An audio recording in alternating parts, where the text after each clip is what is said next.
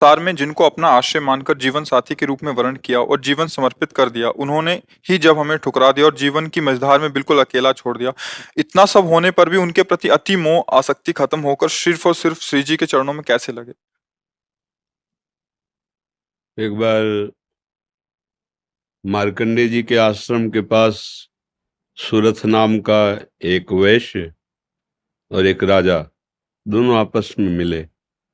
तो राजा से पूछा, आप जंगल में यहाँ कैसे? कहा, मेरा राज्य छिन गया है, पर मैं वही राज सिंहासन, वही राजमहल, वही रानियां, ये हमारा चिंतन नहीं जा रहा है। मुझे राज्य मिले इस बात के लिए तो मैं दुखी नहीं, पर मैं अपने परिवार को नहीं छोड़ सकता। और रोने लगा। फिर पूछा, आप क्यों इधर जंगल में? तो उनका, मेरे बेटे ने मुझे पीट के निकाल दिया, सारी संपत्ति छीन ली, पर मेरा मन उसी के लिए तड़प रहा है। वो भले मुझे पीटे, पर मैं अपने बेटे, बहू, परिवार को नहीं छोड़ सकता। बोले, तो बड़ी विचित्र हम दोनों की दशा है कि वो हमें छोड़ रहे हैं, वो हमें ठुकरा रहे हैं, और हम उनके लिए रो रहे हैं। ये क्या है? तो राजा ने कहा, पास में मार्कंडे जी का आश्रम है, हम लोग उन महापुरुष के पास चलते हैं और अपना निवेदन करते हैं।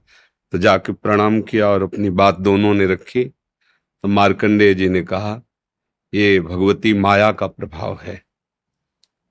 अगर भगवान की ऐसी प्रचंड माया ना हो तो सब परमानंद में मगन हो जाएं। ये माया ही, वो हमें धोखा दे, वो हमें ठुकराए, पर हमारा मोह, हमारी ममता उससे बिलग नहीं होती है। अब उससे हटने का एक ही उपाय है, साधन को हरिभजन है, कै सत्संग सहाय। अगर हम सत्संग सुने तो सुनते सुनते बुद्धि पवित्र हो जाती है और फिर निश्चय होने लगता है। आप जिनके लिए रो रहे हैं, जिनकी बुद्धि पावन हुई, उन्होंने तिरस्कार पूर्वक छोड़ दिया। रत्नावती जी, भक्तमाल में चरित्र है, पढ़ लीजिए। रत्नावती जी पूरे रानी के जैसे सुख होते हैं वैसे ही रानी थी, वैसे ही सुख में मगन थी। कोई हरि भक्ति, कोई भजन, कुछ नहीं। और राजा भी अत्यंत प्यार करते थे। पर दासी, वो वृंदावन आती थी और संतों का संग करती थी, सत्संग, तो उसके हृदय में गोविंद के चरणों में प्रीति उत्पन्न हो गई। वो रानी के कभी पैर दबा रही होती तो एकदम बोल पड़ती, हा कुंज बिहारी, हा गोविंद। तो रानी सावधान होकर देखती, तू रहती तो मेरे संग है, मेरी निजी दासी, अंग सेवी, ये कौन है कुंज बिहारी, कौन है गोविंद? किससे तू प्यार करती है? आज तक मुझे नहीं बताया। हमारे यहाँ की दासियां तो आजीवन समर्पित अंग सेवी होती हैं, ये क्या? तो मुस्कुरा दी, बोली, महारानी आप अन्यथा मत समझना, ये कोई व्यक्ति नहीं हम जिससे प्यार करते हैं।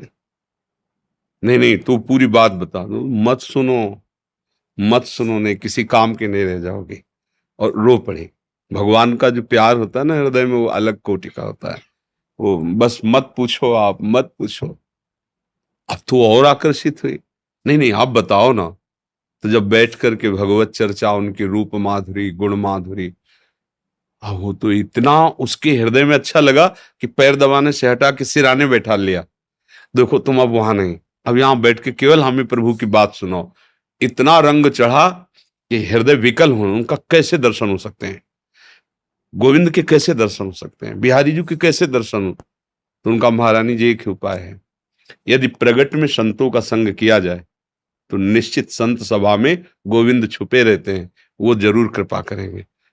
तो रानियों कहीं जा तो सकती नहीं, तुम ऐसा करो, बगल में एक भवन तैयार करवाओ संत सेवा के लिए, और संतों को बुलाओ, और हम स्वयं बनाएंगे, संतों को पवाएंगे, उनके श्रीमुख से भगवत चर्चा सुनेंगे। उस समय दिल्ली में बादशाह के समीप विराजमान थे माधो सिंह, उनके पति का नाम था। अब रानी का हुक्म, महल के निर्माण हुआ, पास में संतों, और खिड़की से वो दर्शन करती, फिर सुंदर भोग पधराती, जाके सब संतों को पवाती। ये जब सूचना पहुंची राजा के पास, बिना हमारे आदेश के संत निवास बन जाना, संतों के बीच में, रानी को ऐसे कोई सहज थोड़ी देख सकता, जाना सब। तो हुक्म कर दिया, बिल्कुल नहीं, संतों के समीप जाना बंद, ये सब बिल्कुल, क्योंकि एक राज मर्यादा होती है ना। और कुछ कठोर शब्द कहे। तुरंत नाई को बुलाया, अपना मुंडन कराया, और संतों के बीच में बैठ गई। बोले आज से राजअन्न का त्याग।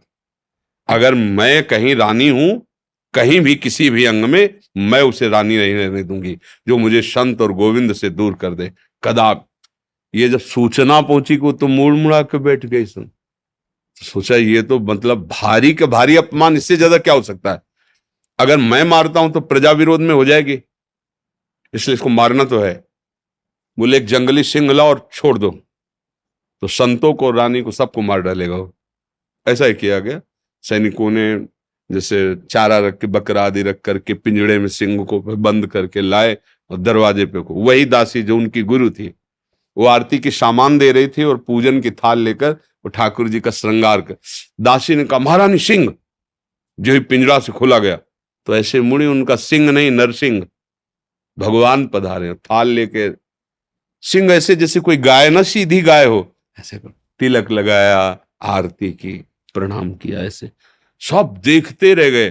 फिर लौटा सिंह को मारी छलांग, तो जो ऊपर बालकनियों में खड़े देख रहे थे ना मानसिंह के आदमी, फाड़ के फेंक दिया और गुर्राता हुआ भाग गया। अगर हम अपनी भक्ति के रंग में आ जाए तो फिर हमारा ये माया मोह संसार नष्ट हो सकता है। अन्यथा हमारे शब्द तो जरूर अच्छे नहीं लगेंगे, पर सही पूछो तो कृपा है जो असलियत का पता चल रहा है। यहाँ कोई किसी से प्यार नहीं करता।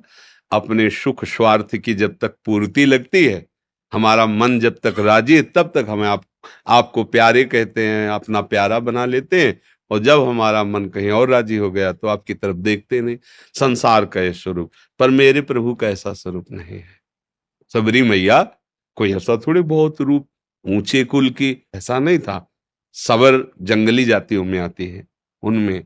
लेकिन भगवान की भक्ति से बड़े बड़े ब्रह्म ऋषियों के आश्रम में भगवान नहीं गए, सबरी माता के। भगवान ये सब संसार यही सब देखता है, तुम्हारा रूप, तुम्हारा गुण, तुम उसके काम लायक हो कि नहीं हो। अगर स्वार्थ की पूर्ति लायक नहीं हो तो कोई भी हो, हट जाओ या वो मार डालेगा। संसार का स्वरूप है, कोई न कोई नाटक करके तुम्हें नष्ट कर देगा संसार। लेकिन हमारे भगवान कैसे भी नीच, पतित, अवगुणी, कुरूप, बिल्कुल मूर्ख कैसा भी हो, भगवान उसे अपनी गोद में ले लेते हैं। तो एक ही उपाय है, भगवान के चरणों का आश्रय लेना, वही परम पति हैं। देखो मीरा जी ठसक से कहती, मेरे तो गिरधर गोपाल दूसरा न कोई। और ये कभी धोखेबाज नहीं है, कभी धोखा नहीं।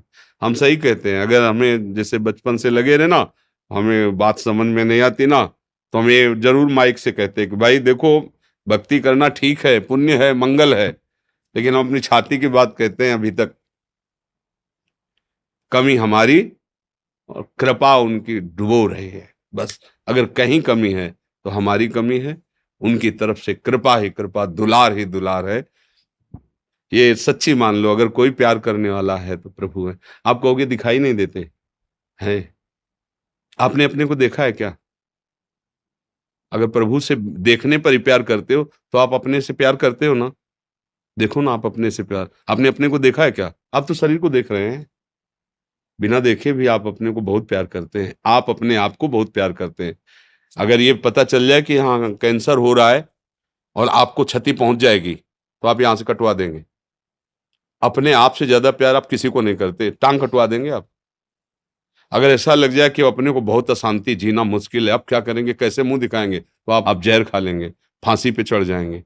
मतलब समझिए, पर आपने अपने को देखा नहीं, जाना नहीं, फिर भी आप बहुत प्यार करते हैं। जो कुछ भी प्यार करते हैं अपने लिए करते हैं।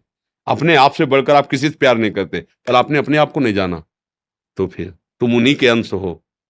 जब तुम अपने को नहीं जान पाए तो जैसे अनजाने में आप भी अपने से प्यार करते हो, ऐसे ही शुरू कर दो प्यार प्रभु से, और उनके तुम हो, वो सामने आ जाएंगे पक्का। ऐसा नहीं है तो अब विमान से उतरते हैं, ऐसे दोस्त की तरह मिलते हैं भगवान। पर बस यही है कि जैसे आप कहो कि हम राष्ट्रपति से हाथ मिला के आ रहे हैं, प्रधानमंत्री से हाथ मिला, ऐसे ही हम अधिकार पुष्ट करें और चाहत हमारी प्रबल हो तो हमें भगवान मिल जाएंगे। वहां तो किसी की सिफारिश की जरूरत नहीं, खुद हमारे हृदय की बात सुन रहे। एकमात्र भगवान के चरणों से ही हमें शांति मिलेगी, वही हमारे हैं। दूसरा तो सब छल हो रहा है, माया का पर्दा पहन करके हमारे साथ छल किया जा रहा है, हमारे समय को नष्ट किया जा रहा है। सत्य बात है, न हम स्त्री है न पुरुष है, हम भगवान के अंश हैं, और उनका भजन करके उन्हीं को प्राप्त हो जाए, यही हमारे जीवन का लक्ष्य है। हम तो बड़ी कृपा मानते हैं जब प्रतिकूलता मिलती है, कोई अपना नहीं होता ना, तब कृपा समझ में आती है कि बहुत कृपा है, नहीं तो इस मोह जाल में फंस कर पूरी जिंदगी बर्बाद हो जाती है। अब सावधान हो जाओ, अब निकल जाओ। पर इधर का रास्ता चलना थोड़ा कठिन है, इसलिए कुछ भी हो जाए फिर इधर नया चुन लेते हैं, नया मित्र चुन लेते हैं, नया घर चुन लेते हैं, नया वर चुन लेते हैं। भाई इधर ही वो खोज शुरू की है ना अनंत जन्मों से, वो ये नहीं समझ पा रहा कि अंदर बैठा है, कह रहा लौट आओ, हमसे मिल लो।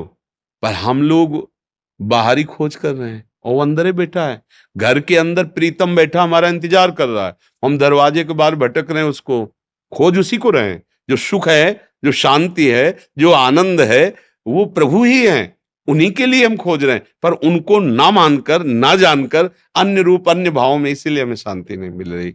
मुझे लगता है नाम जप करो, सत्संग सुनो और प्रभु को अपना मानो, फिर वो जैसे जीवन निर्वाह करवाएं उनके ऊपर छोड़ दो। वो चाहेंगे पति रूप में मिल जाएंगे, मित्र रूप में मिल जाएंगे, वो जो चाहे जैसे चाहे, पर अपना जीवन का भार उनको दे दे। ये संसार कपटी और छलिया है, यहाँ कपट और छल ही मिलता है। प्रेम तो कोई भगवत कृपा पात्र जनों को ही समझ में आता है, नहीं तो कहाँ प्रेम। अच्छा, वो कौन सा मैरिज कहते हैं, लव मैरिज, तो मैंने प्रेम का विवाह, इससे बढ़िया और क्या बात होगी। भाई पहले तो गांव में था कि वर दूल्हा को नहीं दे, मतलब वर दुल्हन को नहीं देखा, दुल्हन दूल्हा को नहीं देखा। ऐसा नहीं था कि वो लड़की लड़का देख के बाद के ब्याह होता हो, ऐसा पहले नहीं था। गांव में तो माता पिता तय कर लेते थे, हो जाता। मतलब प्रेम का मतलब आपने चयन किया दोनों ने मिलकर, ये तो बढ़िया बात है ना। अब आपका मन मुटाव तो होना ही नहीं चाहिए, क्योंकि दोनों ने प्रेम विवाह किया, मतलब दोनों ने चयन किया, और 1 साल बाद तलाक हो जाता है। भाई कैसा प्रेम विवाह। वहां तो न वर को देखा था, न दुल्हन को देखा था, माता पिता की मर्यादा में आकर ब्याह किया और परिवार सुसज्जित मंगलमय आजीवन निर्वाह करते हुए, पूरे घर की सेवा, परिवार की सेवा, पति की अधीनता, पति पत्नी को ही अपना सर्वस्व मानते हुए, ऐसे ही भाव से आज हमारा क्या वातावरण हो रहा है। क्या हमारी उन्नति हो रही, क्या उन्नति हो रही। अगर पीछे से देखा जाए तो हमारी बड़ी, और ठीक है माता पिता की पसंद थी, आपने पसंद, आपने खुद पसंद किया ना, तो अब अपनी पसंद का निर्वाह करते जीवन भर दोनों मिलके। ये क्या बीच में, ये क्या, ये प्रेम विवाह है। अरे एक बार प्रेम कर ले तो फिर जैसा है हमारा है, जैसी है हमारी, आजीवन उनका निर्वाह करे, ये भगवान की भावना से पुष्ट होकर चले। ये क्या दलित दुरा है कि आज इससे कर लो उससे, फिर ये तो पशु वाली चेष्टा हुई। यह मनुष्य वाली चेष्टा, धर्म वाली चेष्टा, प्रेम वाली चेष्टा थोड़ी। प्रेम का है कि भगवान ने एक बार विधान बना दिया गृहस्थी में, हम उसी विधान में संतुष्ट रहकर धर्मपूर्वक, पर न सत्संग है, न शास्त्र स्वाध्याय है, न भजन है, तो ये बातें सब लिखी हैं, दिमाग में नहीं आ सकती, हम ऐसे आचरण नहीं कर सकते। तो भगवान की कृपा से यदि आपको सत्संग समझ में आ जाए तो भगवान का आश्रय लो, वही मंगल करता है।